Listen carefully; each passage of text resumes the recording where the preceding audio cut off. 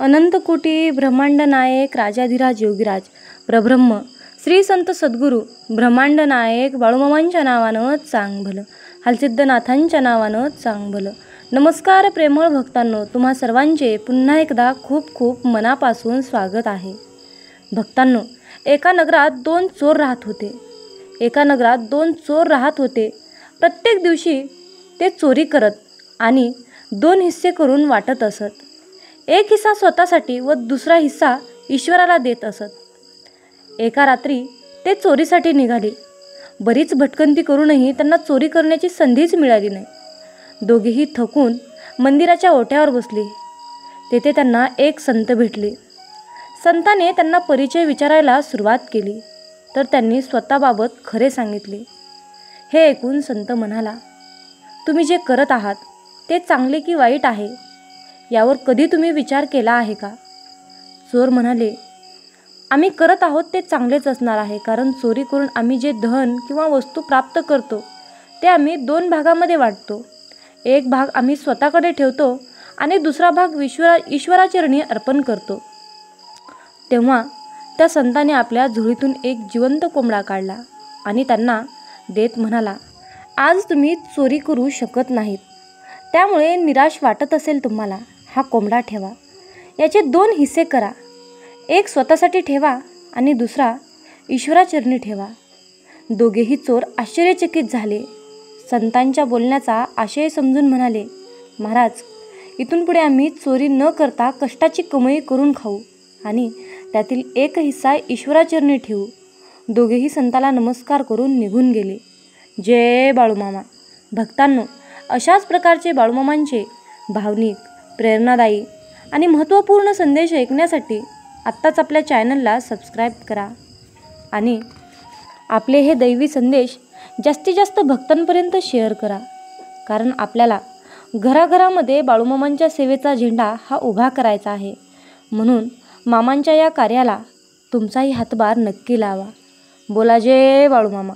भक्तांनो, आजच्या नवीन आणि सुंदर अशा संदेशाला सुरुवात करण्याआधी तुम्हाला माझी विनंती आहे, जर का तुमचा बाळूमामांवर विश्वास नसेल, तुम्ही हा देवाचा ऑनलाईन खोटारडा असा संदेश मानत असाल, बाळूमामांवर तुमचा विश्वास नसेल, तुमची श्रद्धा नसेल, तर बाळूमामांचं या ब्रह्मांडाचं भारदस्त चित्र फित करण्याचा मुळीच प्रयत्न करू नका. कारण बाळूमामांबद्दल काहीतरी वाईट बोलत असताना लक्षात ठेवा.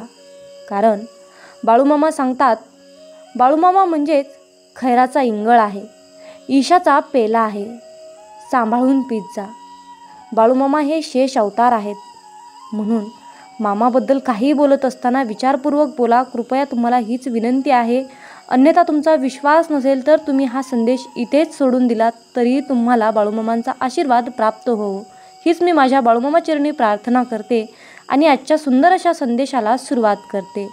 मामा म्हणतात, माझ्या बाळा, तुला नेहमी वाटत असतं की देवाने माझ्या इच्छा पूर्ण कराव्यात. मी देवाकडे जे काही मागत आहे ते देवाने मला दिलं पाहिजे. देवाचा वास आपल्या घरामध्ये असला पाहिजे असं प्रत्येक व्यक्तीला वाटतं. तर बाळा, आज मी तुला याचबद्दल सांगणार आहे. अरे बाळा, तुझ्या अशा काही चुका आहेत. या चुकीमुळे मी तुझ्या घरामध्ये, हे ब्रह्मांड तुझ्या घरामध्ये वास करत नाही. त्यात तुझ्या काय चुका आहेत हेच मी आज तुला सांगणार आहे.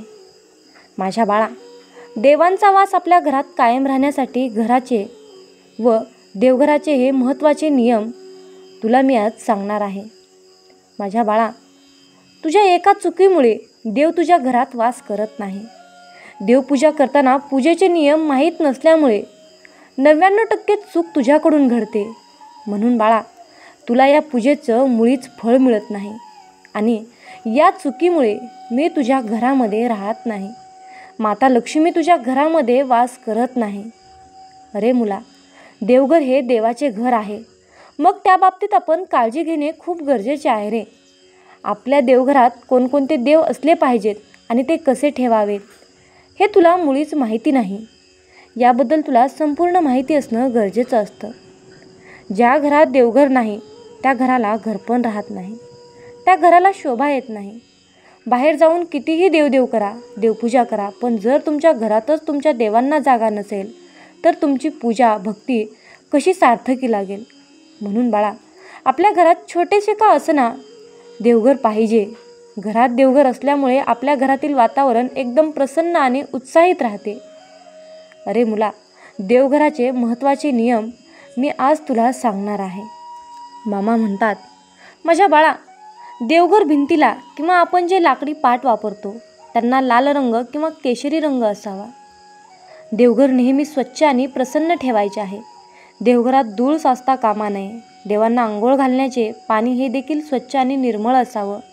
आपण जे पाणी पितो त्याच पाण्याने देवाला आंघोळ घालावी. देवांना आंघोळ घातलेलं पाणी एखाद्या झाडाला तुम्ही घालू शकता. ते पाणी पायदळी तुडवले जाणार नाही याची तुम्हाला काळजी घ्या, कारण ते पाणी तीर्थ समजले जाते. ते पाणी तुळशीमध्ये विसर्जित करू नये, कारण त्यामध्ये आपण शिवपिंडीलाही अभिषेक करत असतो, आंघोळ घालत असतो. आणि शिवपिंडीचे पाणी तुळशीमध्ये विसर्जित करू नये. तुळशी पूजेमध्ये ते वर्जित करावे. आपल्या देवघरात कोणत्याही देवाची एकापेक्षा जास्त मूर्ती किंवा फोटो ठेवू नये.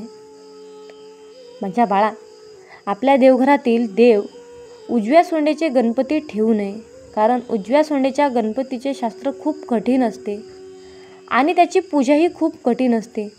ते जर आपल्याकडून व्यवस्थित पाळले गेले नाही तर आपल्याला दोष लागू शकतो.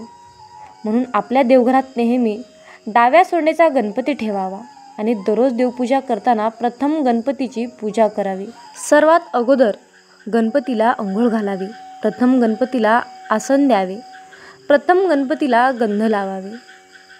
देवघरामध्ये नंदी नागासहित एकत्र महादेवाची पिंड कधीच ठेवू नये, कारण आपण जेव्हा महादेवाच्या पिंडीवर अभिषेक घालतो तेव्हा त्या अभिषेकाचे पाणी नंदीवर पडते. नंदी हा महादेवाचा शिष्य आहे. ते पाणी नंदीवर पडल्यामुळे त्याचा कोप होतो आणि त्यामुळे आपल्यावर संकटे येऊ शकतात आणि आपण उद्ध्वस्त होऊ शकतो. आपल्याला आपली कुलदैवता आणि कुलदैवत माहीत असणे गरजेचे आहे. जर माहीत नसतील तर आपल्याला विविध संकटांना तोंड द्यावे लागते. आपल्या देवघरात आपल्या कुलदेवतांचा एक फोटो किंवा एक मूर्ती असणे आवश्यक आहे. आपण देवाला जी फुले वाहतो, म्हणजे जे निर्माल्य बनते, ते पुन्हा वापरात आणायचे नसते. देवी देवतांना वाहिलेले फुलं, नैवेद्य या गोष्टी अनेक दिवस प्लॅस्टिकच्या पिशवीत साठवून ठेवल्या जातात. हे निर्माल्य वेळीच घराबाहेर टाकले नाही तर घरात वास्तुदोष निर्माण झाल्याशिवाय राहत नाही. अशा गोष्टीमुळे घरात कटकटी, भांडणे, वादविवाद झाल्याशिवाय राहत नाहीत.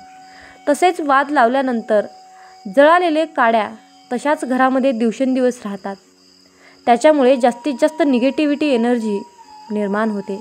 अशा जळालेल्या काड्या वेळोवेळी फेकून देत चला. भंगलेल्या किंवा तुटलेल्या मोडलेल्या मूर्ती किंवा देवांचे फोटो देवघरात व पूजेत ठेवू नये. देवदेवतांच्या भंग पावलेल्या मूर्ती एखाद्या झाडाखाली अथवा मंदिरात विसर्जित कराव्यात. देवाच्या मूर्तीचे तोंड किंवा फोटोचे तोंड दक्षिणेकडे करून ठेवायचे नसतात. देवघर नेहमी ईशान्य दिशेला असावे व देवाचे तोंड पूर्व किंवा उत्तर या दिशेला असावेत. देवघरातील शाळीग्रामावर अक्षता वाहायच्या नसतात. शिवपिंडीवर हळदी कुंकू वाहायचे नसते. शिवपिंडीला भस्म लावायचे असते. ओले कपडे घालून म्हणजेच ओल्या वस्त्री देवपूजा करायची नसते. देवांना एका हाताने कधीच नमस्कार करायचा नसतो. 2 हातांनी नतमस्तक होऊन मनापासून भक्तिभावाने भगवंताला नमस्कार करावा. तो भगवंतापर्यंत पोहोचतो. आपण देवघरात जी समई लावतो व निरांजन लावतो त्यात तेल आणि तूप एकत्र घालू नये. तेलाचा दिवा वेगळा आणि तुपाचा दिवा वेगळा लावावा. अरे बाळा, समईच्या ज्योतीवर निरांजन किंवा दुसरा कोणताही दिवा पेटवायचा नाही. दिव्यामध्ये नेहमी 2 वाती लावायच्या. जीवाचं आणि शिवाचं प्रतीक म्हणून या वाती लावायच्या असतात. देवघरात घंटी जरूर असावी. सकाळ संध्याकाळी घंटी नाद व्हायला हवा. यामुळे घरातील नकारात्मक ऊर्जा निघून जाते. घंटी नाद झाल्यामुळे घरातील वातावरण सकारात्मक होते व प्रसन्न राहते. देवांना नमस्कार करताना आपल्या डोक्यातील टोपी काढून नमस्कार करावा. देवापुढे नतमस्तक व्हायचे असेल तर त्यांना शरण गेलेले असतो. आपण देवघरात किंवा मंदिरात जी स्तोत्रे मंत्र ठेवतो ती मोठ्या आवाजात म्हणायची, परंतु जप करताना देवाचे नामस्मरण करत असतो म्हणून ते शांततेत करायचे असते. देवांना आपण जेव्हा गंध लावतो तो गंध करंगळी शेजारील बोटाने लावायचा असतो आणि आपल्या पितरांना म्हणजेच पूर्वजांना अंगठ्याने शेजारील बोटाने गंध लावायचा असतो. स्वतःला मधल्या बोटाने गंध लावायचा असतो, इतरांना अंगठ्याने गंध लावायचा असतो. नैवेद्याच्या पानात किंवा ताटात मीठ वाढू नये. त्याचप्रमाणे कांदा, लसूण, लिंबू देखील वाढू नये, कारण हे सर्व पदार्थ तामसी आहेत. तामसी पदार्थ देवांना चालत नाहीत. मारुती हा ब्रह्मचारी आहे, त्यामुळे त्याची मूर्ती देवघरात ठेवायची नसते. त्याची मूर्ती जर देवघरात ठेवली तर घरातील 3ऱ्या पिढीचा वंश खंडित होण्याची शक्यता असते. म्हणून मारुतीची मूर्ती देवघरात ठेवू नये. देवघरात कमीत कमी मूर्ती व फोटो असावेत. देवाचे फोटो किंवा मूर्ती दक्षिण भिंतीला लावू नये. देवघराच्या अगदी समोर तिजोरी नसावी. तिजोरीसाठी उत्तरेकडे तोंड करून सेपरेट जागा असावी, कारण उत्तर दिशा ही लक्ष्मीची दिशा आहे. देवघरात पूर्वजांचे फोटो लावू नयेत. पूर्वजांचे फोटो लावण्यासाठी दक्षिण दिशा योग्य आहे. घरामध्ये देवघर अशा ठिकाणी असावे तेथे दिवसातून काही काळासाठी तरी सूर्यप्रकाश व ताजी हवा पोचेल. त्यामुळे घरातील विविध दोष आपोआप नष्ट होतील. घरामध्ये कोणत्याही प्रकारचा वास्तुदोष राहणार नाही. सूर्यप्रकाश घरामध्ये आल्यामुळे घरातील वातावरण प्रसन्न आणि निर्मळ होऊन जाते. मामा म्हणतात, माझ्या बाळा, देवघरात पांढरी संगमरवरी फरशी बसवावी. देवघरात बाळकृष्णाची मूर्ती जरूर ठेवावी. घरामध्ये अन्नपूर्णा मातेची मूर्ती जरूर असावी. यामुळे घरामध्ये अन्नधान्याची कधीही कमतरता भासत नाही. तसेच देवघरामध्ये कुलदेवतेचा टाक असणे अत्यंत आवश्यक आहे. देवघरामध्ये लक्ष्मीची चांदीची किंवा पितळेची मूर्ती असणे देखील आवश्यक आहे. माता लक्ष्मीची आपल्याकडून सेवा झाली पाहिजे, म्हणून महालक्ष्मीची मूर्ती आपल्या घरी कमळावर आसनस्थ असलेली असावी. लक्ष्मीची मूर्ती उभी असलेली घरामध्ये ठेवू नये. ती कमळामध्ये विराजमान असलेली अशीच मूर्ती घरामध्ये ठेवावी. त्यामुळे आपल्या घरात ही लक्ष्मीचा निरंतर वास करते. देवघराच्या वरील बाजूचे निर्माल्य असू नये. तसेच कोणत्याही प्रकारची अडगळ ही देवघरामध्ये देवघराच्या वरती ठेवू नये. आपलं पूजेचे सामानसुद्धा एखाद्या खाली ड्रावर करून त्यामध्ये ठेवावे. पूजेचे सामान व्यवस्थित ठेवा. इकडे तिकडे पसरलेले नसावे, याची तुम्हाला काळजी घ्यायची आहे. पूजेच्या सामानाला कोणाचाही पाय लागणार नाही याची काळजी घ्यावी. पूजेचं सामान ठेवताना स्वच्छ ठिकाणी ठेवावे. त्यामुळे त्याच्यामध्ये निर्मळता, सात्विकता आणि पवित्रता राहिली पाहिजे. देवघरात यंत्र असल्यास ती उभी मांडू नयेत. जमिनीशी समांतर अशी मांडावी आणि यंत्र अखंड असावीत, ती जोडलेली नसावीत. काही घरामध्ये अगदी कमी जागा असते. इथे देवघर भिंतीवर अडकून उभ्यानेच पूजा केली जाते. देव आपल्या सर्व समस्या समजून घेतो. आपली पूजा मान्य करून घेतो. फक्त स्वच्छ मनाने भक्तिभावाने देवाची पूजा करणे गरजेचे आहे. देवघरातील समई किंवा दिवा आग्नेय कोपऱ्यात ठेवावे. तसेच धूप अगरबत्ती वायव्य कोपऱ्यात ठेवावे, कारण आग्नेय कोपऱ्यात अग्निदेवतेचा वास असतो व वायव्य कोपऱ्यात वायुदेवतेचा वास असतो. त्याच्यामुळे हे करणं अतिशय योग्य मानलं जातं. कोणी भेट म्हणून दिलेले देव किंवा देवांचे फोटो, सापडलेले देव तसेच बुडीत घराण्यातील आलेले देव आपल्या देवघरात ठेवू नयेत, कारण आपण त्या देवाची जी काही सेवा किंवा पूजा करतो ती आपल्याला लागू पडत नाही. ज्यांचे देव आहेत त्यांनाच त्या सेवेचं फळ लागू पडतं. अशा प्रकारे देवघरात पाळायचे महत्त्वाचे नियम आपल्या देवघराच्या बाबतीत पाळायचे आहेत. असे काही नियम पाळल्याने आपल्या देवघरात प्रसन्न वाटते आणि आपल्या घरात देखील शांतता राहते. आपल्या घरातील लोक नेहमी आनंदी राहतात. घरात नेहमी देवांचा आशीर्वाद असतो. आपल्या घरात देवांचा वास असतो. देव आपल्या घरात वावरत असतात. त्यामुळे त्यांचं देवाचं आपल्या घरामध्ये असणं म्हणजेच अगदी सुशोभित असणं आहे. बोला जय बाळूमामा. माझ्या बाळा, आयुष्यामध्ये छोट्या छोट्या तक्रारी करणे सोडा. आयुष्यामध्ये तुम्हाला जर नेहमी आनंदी आणि समाधानी होऊन यशस्वी व्हायचं असेल, तर तुमचे जीवन योग्यरित्या हँडल करायचं असेल, तर छोट्या छोट्या तक्रारी करणे पहिल्यांदा सोडून द्या. प्रत्येक व्यक्तीविषयी मनामध्ये एखादी तक्रार ठेवणे, प्रत्येकाविषयी काही ना काहीतरी गराणे करणे सोडून द्या. प्रत्येकाला आपण कसे बरोबर आहोत, समोरचा कसा चुकीचा आहे, प्रत्येक छोट्या छोट्या गोष्टीला समोरच्याला उत्तर देणे, या गोष्टींमध्ये आपण स्वतःची एनर्जी वाया घालवत असतो. या गोष्टींनी कोणताच फायदा होत नाही. ते भांडण शांत होत नाही, उलट जास्त वाढत जाते. आयुष्यामध्ये आपण ज्या गोष्टी सिद्ध करणार आहोत त्या सिद्ध करण्याकडे लक्ष द्या. एखादा व्यक्ती तुम्हाला त्रास देत आहे म्हणून त्या व्यक्तीमध्ये गुंतवून स्वतःचे नुकसान करून घेऊ नका. स्वतःचे स्वप्न मोठे ठेवा, ध्येय मोठे ठेवा आणि विचार देखील तसेच मोठे ठेवा. समजा एखाद्या व्यक्तीने तुमचा अपमान केला तर त्यांच्याबरोबर तक्रार करत बसू नका, त्यांच्याशी वाद घालत बसू नका. त्याला उत्तर द्या, पण तुम्ही स्वतःला जास्त सिद्ध करून न बोलता त्याला शांत करा. काही लोकांचे विचारातच अतिशय खालच्या थराचे असतात. अशा हलक्या विचारांच्या लोकांशी कधीच वाद घालू नका किंवा तक्रार करू नका. आपले विचार देखील आपण हलके करायचे नाही. थर्ड क्लास लोकांच्या नादी लागून आपण देखील थर्ड क्लास बनत असतो. त्यामुळे अशा लोकांशी कधीही वादविवाद करण्याच्या नादी लागू नका.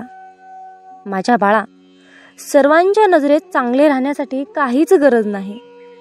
त्रिकालवादी सध्या तर हेच आहे की तुम्ही स्वतःला दुसऱ्यांच्या नजरेत चांगले बनवायला गेलात तर जगातील सर्वात दुःखी व्यक्ती तुम्ही स्वतः असाल हे लक्षात ठेवा. कारण आपण कसे जरी वागलो तरी समोरचा व्यक्ती त्याच्या मर्जीनेच आपल्याविषयी मत बनवत असतो. व्यक्तीचा स्वभाव वेगळा असतो. प्रत्येक व्यक्तीकडून आपापल्या अपेक्षा वेगवेगळ्या असतात. मग तुम्ही काय प्रत्येक व्यक्तीच्या स्वभावानुसार अपेक्षेनुसार स्वतःला बदलणार आहात का? स्वतःचे आयुष्य म्हणजे खेळण्यातील बाहुला करणार आहात का? कोण तुम्हाला मूर्ख उमट म्हणेल, कोण तुम्हाला शहाणा म्हणेल, कोण तुम्हाला भोळा म्हणेल, तुम्हाला चालक म्हणेल. मग तुम्ही हे ऐकून कधी मूर्ख तर कधी शहाणे होणार आहात का? जग काही म्हणेल, पण तुम्ही कसे आहात ते तुम्हीच ठरवायचे आहे. जगाला खुश ठेवण्याच्या सवयीमुळे तुम्ही कधी स्वतःला विसरून बसाल. स्वतःचे अस्तित्वच अंधारात ढकलाल. ते तुम्हालाच कळणार नाही. काही लोकांना तुम्ही असल्याचा त्रास होईल, काही लोकांना नसल्याचा त्रास होईल, काही लोकांना तुमच्या यशाचा त्रास होईल, काही लोकांना तुमच्या बोलण्याचा त्रास होईल. होऊ द्या.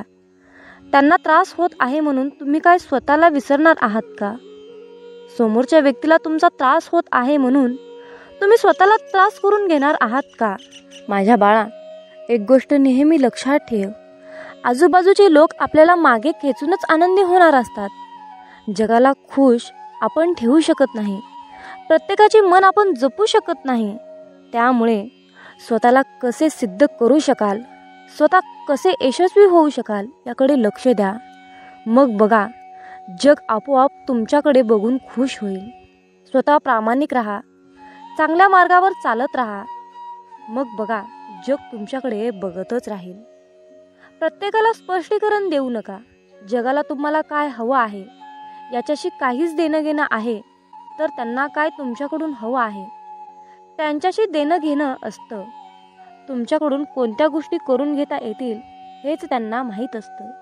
आणि त्या गोष्टी जर तुमच्याकडून नाही मिळाल्या तर तुम्हाला ते दोष देऊ लागतात.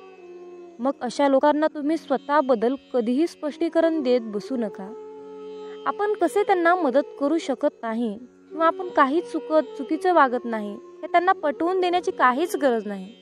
कारण तुम्ही कितीही त्यांना तुमचं मत सांगितलं तरी त्यांना जे बोलायचं आहे तेच बोलणार.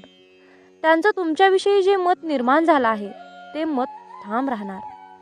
तुमच्या स्पष्टीकरणाचा काहीच उपयोग होणार नाही. अशी लोक स्वार्थी असतात, फसवी असतात. अशा लोकांना दुसऱ्यांच्या मताशी, भावनांशी काहीच घेणं देणं नसतं.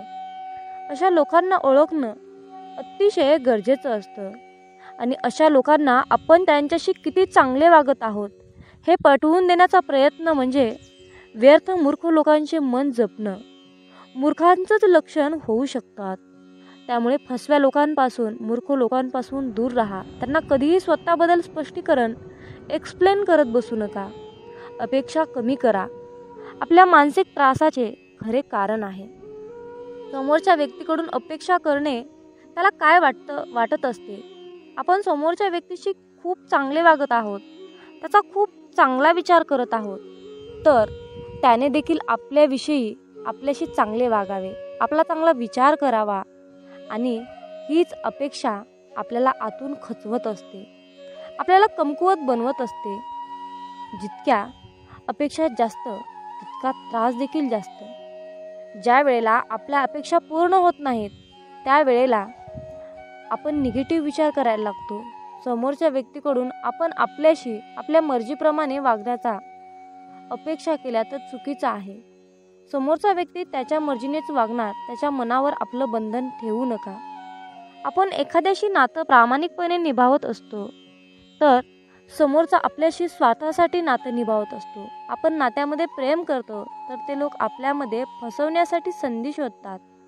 मग अशा परिस्थितीत चुकीचा कोण, आपण की समोरची व्यक्ती? तर याचे उत्तर असेल आपणच असतो.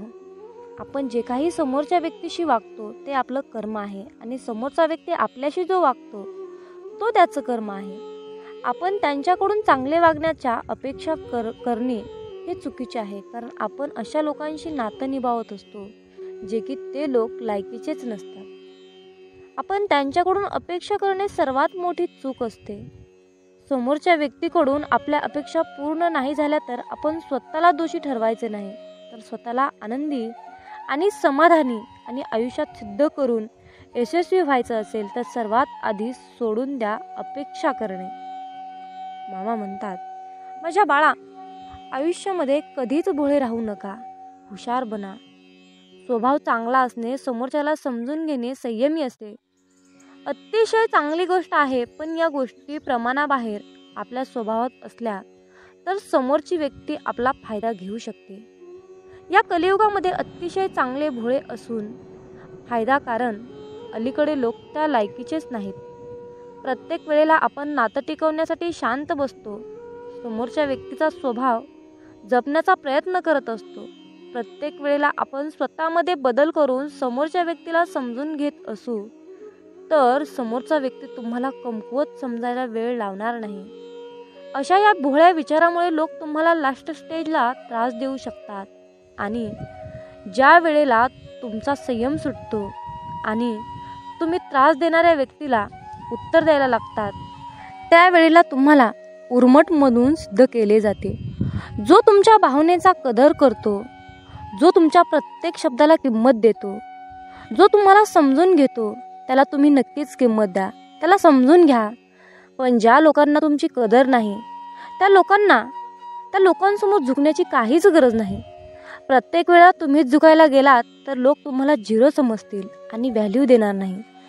त्याचबरोबर तुमचा फायदा देखील घेतील. म्हणून अशा लोकांच्या मागे पुढे करण्याची काहीच गरज नाही. स्वतःचा स्वभाव भोळसर नसावा. अलीकडच्या काळामध्ये भोळे नाही तर हुशार बना, तरच तुमचा निभाव लागू शकतो, नाही तर नाही. प्रत्येकाच्या प्रत्येक प्रश्नाचे उत्तर देऊ नका. अरे बाळा, प्रत्येक वेळेला प्रत्येकाच्या प्रश्नाचे उत्तर देण्याची काहीच गरज नाही. आपण कोणाच्याही प्रश्नामध्ये बांधील नाही. आपण स्वतःच्या मनाचे राजे असले पाहिजे. कधीतरी काही लोकांच्या गोष्टी किंवा प्रश्न ऐकून सोडून द्या, शांत राहा. तुमची शांतता त्यांच्या प्रश्नाचे बरोबर उत्तर असेल. काही लोक तुमच्या प्रत्येक गोष्टींवर प्रश्न निर्माण करतील.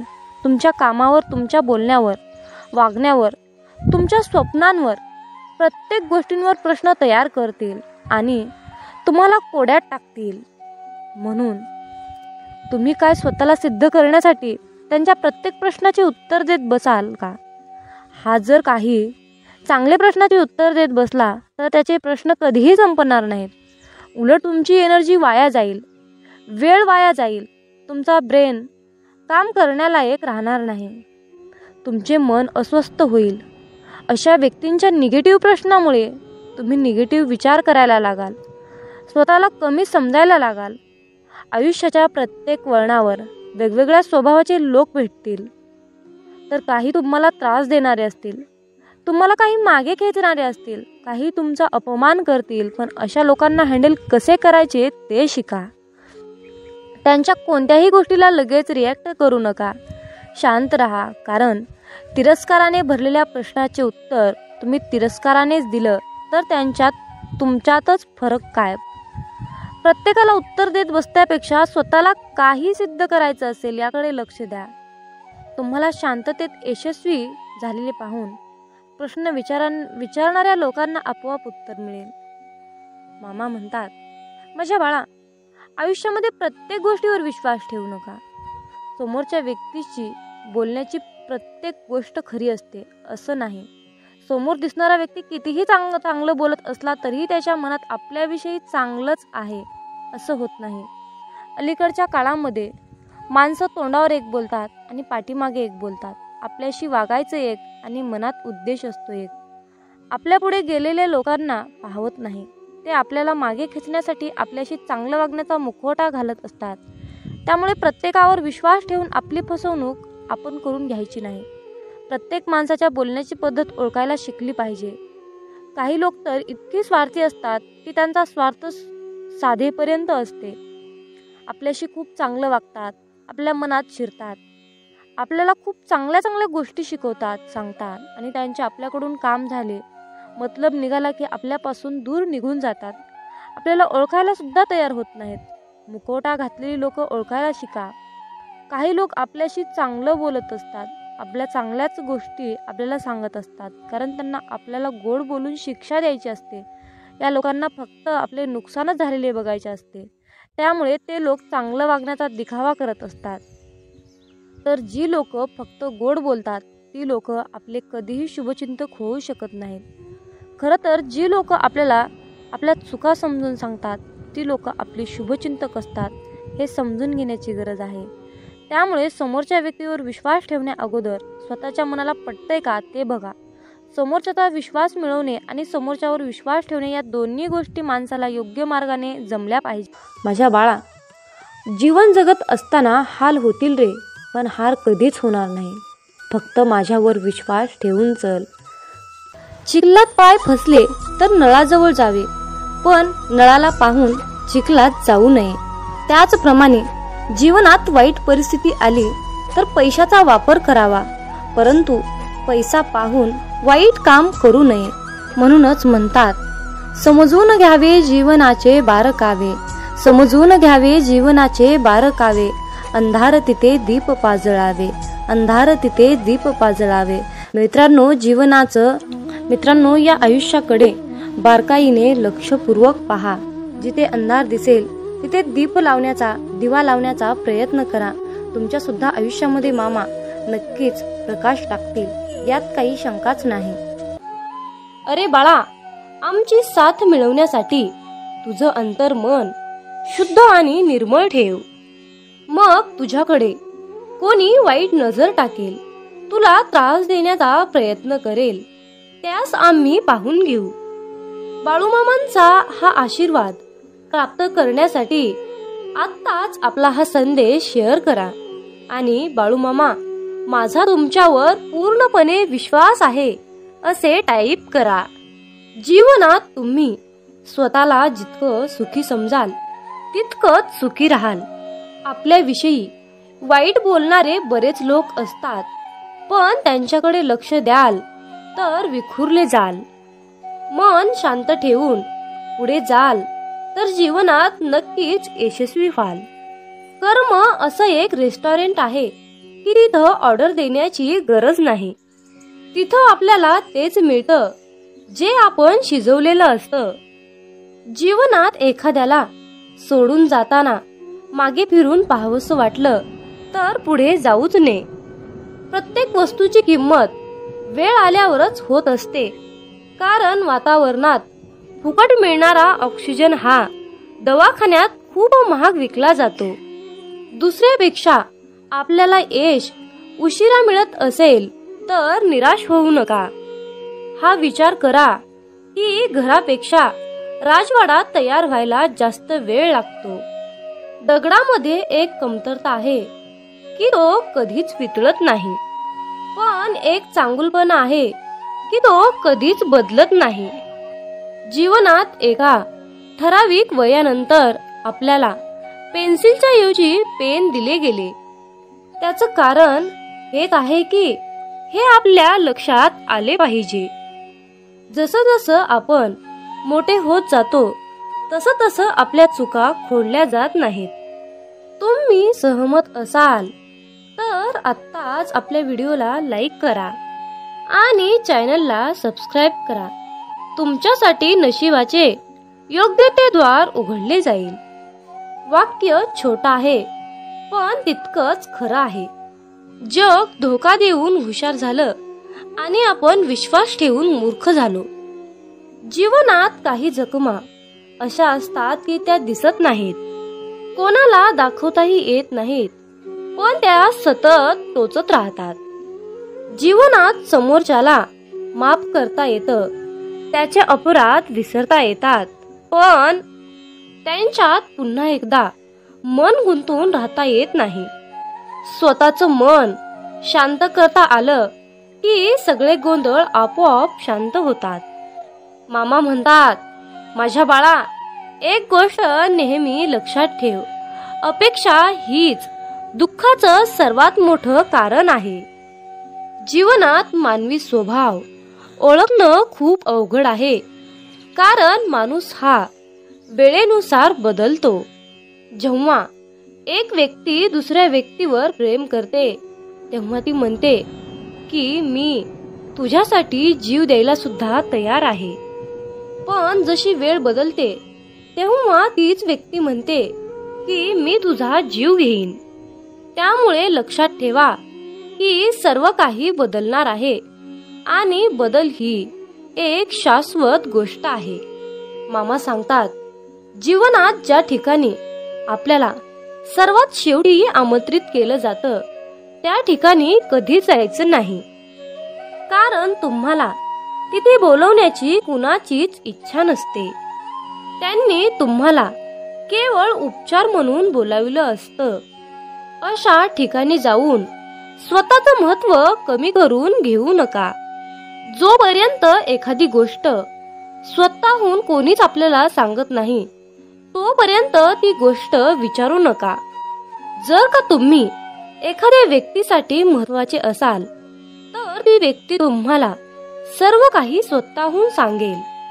आयुष्य बदलण्यासाठी सर्वांनाच वेळ मिळतो, पण वेळ बदलण्यासाठी परत आयुष्य कुणालाच मिळत नाही.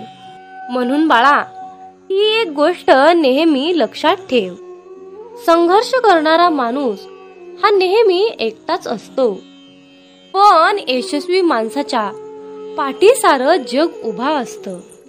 त्यामुळे संघर्षाच्या वेळी जर तुम्ही एकटे असाल तर अजिबात वाईट वाटून घेऊ नका, कारण लक्षात ठेवा, संघर्ष हा नेहमी एकट्यानेच करायचा असतो.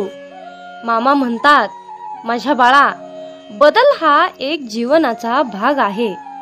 जर का तुला या जीवनात यशस्वी व्हायचं असेल तर त्याचा स्वीकार करणं गरजेचं आहे.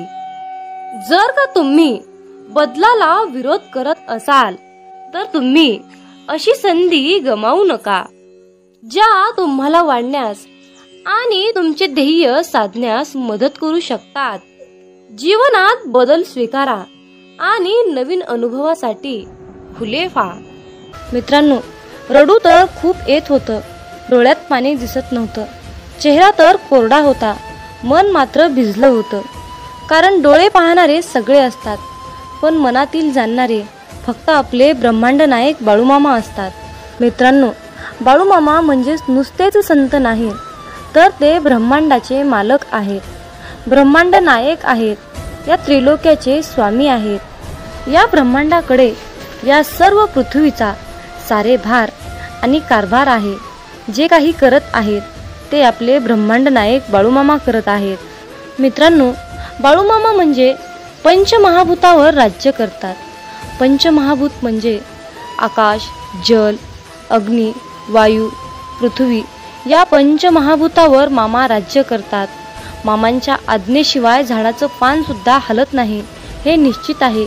इतकी मामांमध्ये ताकद आहे, इतकी मामांची प्रचंड आघात शक्ती आहे, आणि या शक्तीची, या ब्रह्मांडाची सेवा करण्याचे परम भाग्य आपल्याला मिळाले आहे.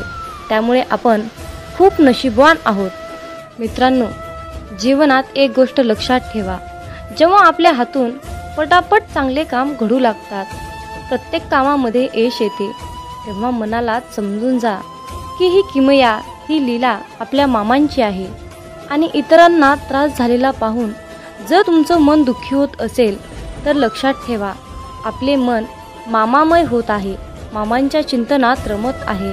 आपला देह संपूर्ण आपण मामांच्या चरणी समर्पित केला आहे. असा मामा तुम्हाला संदेश देत आहेत. मित्रांनो, आयुष्यात सुख दुःख हे कालचक्र नेहमी फिरतच असतं. मामांची सेवा केली म्हणून आयुष्यामध्ये दुःख येणार नाही तसं काही नाही बरं. पण आयुष्यामध्ये दुःख तर येतच, कारण आयुष्यामध्ये सुख येणं दुःख येणं हा आपला प्रारब्धाचा भाग आहे. पण आपण मामांची सेवा केली म्हणून आयुष्यात दुःख येणार नाही असं काही नाही. तर मामांना साकडं घालत असताना मामांना असं साकडं घाला की बाळू मामा, या संकटातून बाहेर पडण्यासाठी मला शक्ती द्या, बळ द्या आणि तुमचा आशीर्वादाचा हात सदैव माझ्या डोक्यावर राहू द्या. मी कसल्याही कितीही मोठ्या संकटातून सहजपणे बाहेर पडेन असा तुम्ही मामांनाच विश्वास दाखवा. कारण फक्त मित्रांनो, भोग हा भोगूनच संपवावा लागतो आणि तो आपलं प्रारब्ध आहे हे लक्षात ठेवा.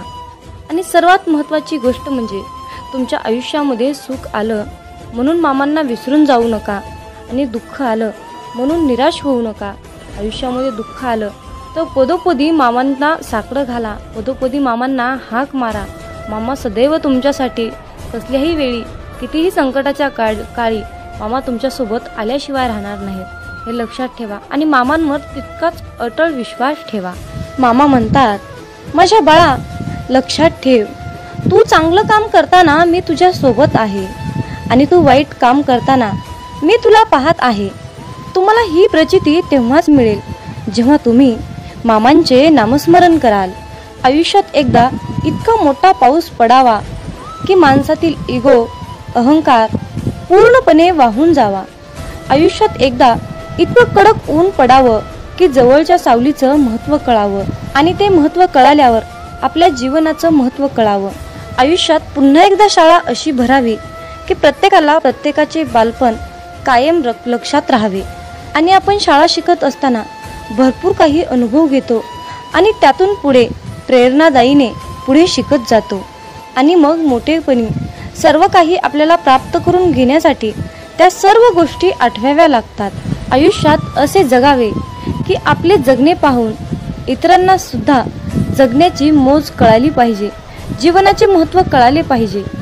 मामा सांगतात, माझ्या मुला, आयुष्यात जर तू माणसं ओळखायला शिकलास तर तुला आयुष्यामध्ये यशस्वी होण्यापासून, श्रीमंत होण्यापासून कोणीही वाचवू शकणार नाही किंवा कोणीही अडवू शकणार नाही. जीवनात माणसं ओळखणे हा सर्वात मोठा आणि कठीण मुद्दा आहे.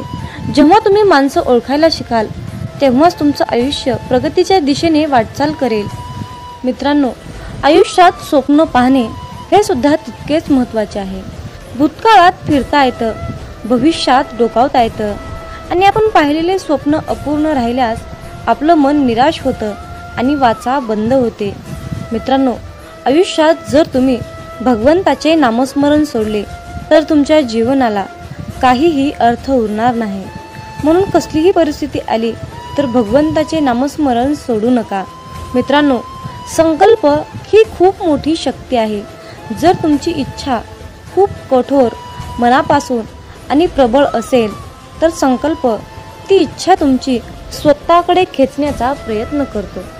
मित्रांनो, मामा म्हणतात, आयुष्यात आनंद देणाऱ्या माणसांना आशीर्वादाचं व्याज मिळत असतं आणि वेदना देणाऱ्या माणसांना तळतळाटाचे हप्ते भरावे लागतात हे लक्षात ठेवा. म्हणून मामा म्हणतात, जर तुम्ही एखाद्याला हसवलं, जी व्यक्ती आयुष्यामध्ये खूप दुःखी आहे, जीवन जगण्याची अपेक्षा त्याने सोडली आहे आणि तुम्ही जर त्याला या सुंदर छोट्याशा जीवनाचे महत्त्व समजावून सांगितले, त्याच्या चेहऱ्यावर तुम्ही हास्य आणून ठेवलं तर तुम्हाला आयुष्यामध्ये वेगळं पुण्य कमवण्याची गरज नाही हे लक्षात ठेवा. परंतु त्याच उलट जर तुम्ही एखाद्याबद्दल वाईट बोलत असाल, एखाद्याचे वाईट चिंतत असाल, एखाद्याचे काहीतरी आयुष्य धोक्यात आणत असाल, एखाद्याचे नुकसान करत असाल, एखाद्याला खूप त्रास देत असाल, एखाद्याचे बोलून त्याचे मन दुखावत असाल तर तुम्हाला आयुष्यामध्ये कधीच तुमच्यावर मामांची कृपा होणार नाही हे लक्षात ठेवा. जर तुम्ही कुठल्याही कामामध्ये अप्रामाणिकपणा, चोरी करणे, लबाडी करणे, कुणाला तरी त्रास देणे, जर तुम्ही असं करून माझ्याकडे प्रार्थनेची, इच्छेची अपेक्षा करत असाल तर माझा आशीर्वाद तुला कधीही प्राप्त होणार नाही हे लक्षात ठेव. म्हणून कुठलंही काम करत असताना त्या कामामध्ये प्रामाणिकपणा ठेव. तू 4च पैसे कमव, पण प्रामाणिकपणे अगदी कष्टाचे कमव. तुझ्या आयुष्यातील दुःख, त्रास, वेदना, संकट, इडापिडा जे काही साडीसाती आहे ती सर्व नष्ट करण्यासाठी मी तुझ्या पाठीशी समर्थ आहे.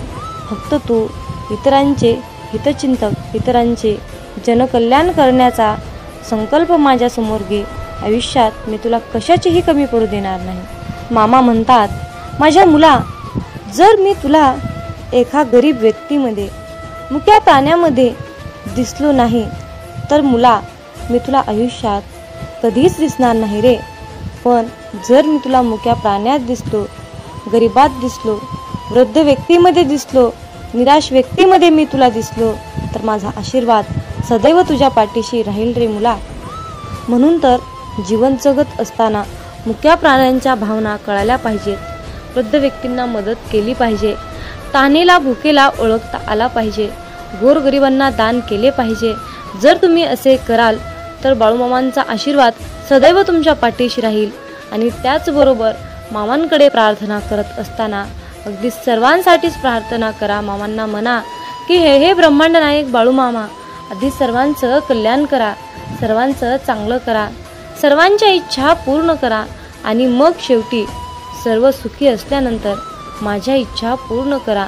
आयुष्यात यशस्वी होण्यासाठी मला तुम्ही मार्गदर्शन द्या. योग्य मार्गावर जाण्यासाठी मला तुम्ही सद्बुद्धी द्या. अशा प्रकारे बाळूमामांना तुम्हाला प्रार्थना करायची आहे. आणि जर तुम्ही बाळूमामाकडे प्रार्थना केली की बाळूमामा माझंच कल्याण करा, माझ्याच इच्छा पूर्ण करा, माझंच सर्व काही व्यवस्थित राहू द्या असं म्हणाल तर तुमच्या इच्छा कधीच यशस्वी होणार नाहीत आणि आयुष्यात तुम्ही कधीही श्रीमंत बनणार नाही. हे लक्षात ठेवा. हा बाळूमामांच्या सेवेचा, हा ब्रह्मांडाचा नियम आहे. हे आजच्या दैवी संदेशातून तुम्हाला हेच सांगणं अत्यंत गरजेचं होतं. माझ्या मुला, आयुष्यात यशस्वी होण्यासाठी, चांगल्या मार्गाने जाण्यासाठी, संपत्ती, पैसा, आशीर्वाद प्राप्त होण्यासाठी आज माझा तुझ्यावर आशीर्वादाचा वर्षाव होत आहे. आजचा हा बाळूमामांचा संदेश शेवटपर्यंत ऐकल्याबद्दल धन्यवाद. मग बोला बोला बाळूमामांच्या नावानं चांग भलं.